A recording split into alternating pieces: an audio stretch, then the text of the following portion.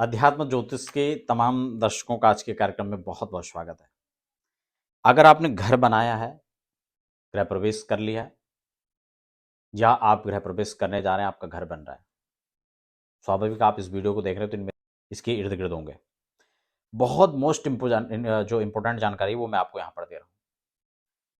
भवन भास्कर के सिद्धांत में एक बहुत अच्छा श्लोक नारद पुराण का लिखा हुआ है, जो पूर्व खंड नारद पुराण से है, का क्या कमियां नहीं छोड़नी है गृह प्रवेश के समय में।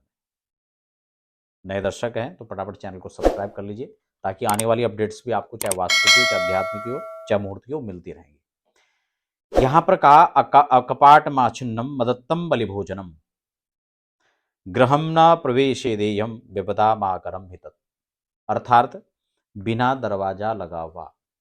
अब यहां पर इसको समझें, बिना दरवाजा लगा हुआ घर है तो उसमें गृह प्रवेश ना करें। हमें लगता हमने छोटा सा हवन कर लिया, बाकी हम बाद में करेंगे, अभी शिफ्ट हो जाते हैं।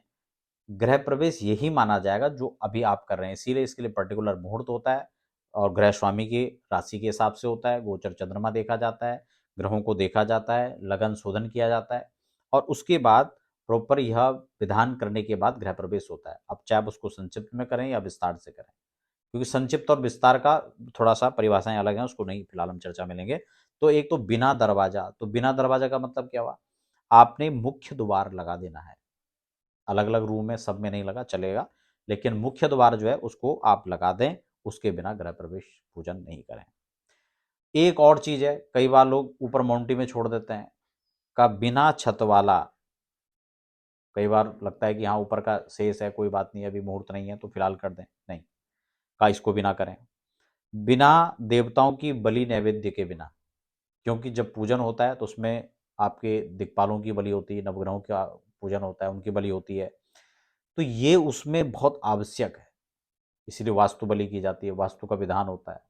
तो इसके बिना अगर आप करते हैं तो भी ना करें, ऐसा इसमें लिखा हुआ है। ब्राह्मण भोजन कराए बिना, ठीक है ना।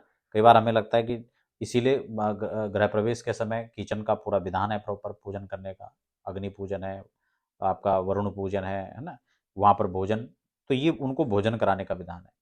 ब्राह्मण वहाँ रहे और भोजन करे, ये दोनों ही विधा है। इसके बिना गृह प्रवेश नहीं करना चाहिए, क्योंकि ऐसा करने पर वह घर विपत्तियों का घर होता है। इसलिए आपने देखा होगा कई बार नए घर बना लेते हैं, बिल्डिंगें बन जाती हैं, लेकिन गृह स्वामी वहाँ साल भर नहीं रह पाते, 6 भर नहीं रह पाते, 6 महीने नहीं रह पाते, अनहोनियाँ हो जाती हैं। तो मेरा मकसद यहाँ पर आपको डराना नहीं है, सिर्फ बताना है। इन जानकारियों को रखें। यह भवन भास्कर बहुत प्रसिद्ध पुस्तक है, आप इसको खुद भी खरीद सकते हैं, इसको पढ़ सकते हैं।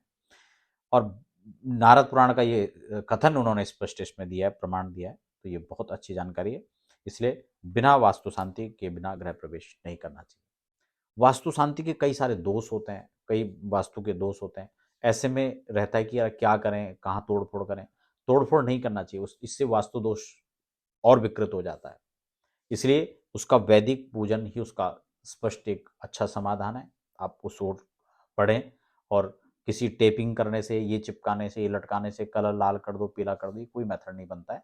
कलरों का एक कॉम्बिनेशन है, उसमें भी कोई शक नहीं है, लेकिन खासतर जो सामान्य एक कलर ही करते हैं, लाइट कलर करें, बहुत चड़कीले भड़कीले कलर ना करें, वो ज़्यादा सही है। घर नहीं तो घर नहीं, चिड़ियाघर लगने लगता है। और कोई इसका लॉजिक नहीं है कि हाँ ये नीले पीले कर देंगे तो कुछ बहुत अलग से इसका कोई रिजल्ट है, ऐसा नहीं है।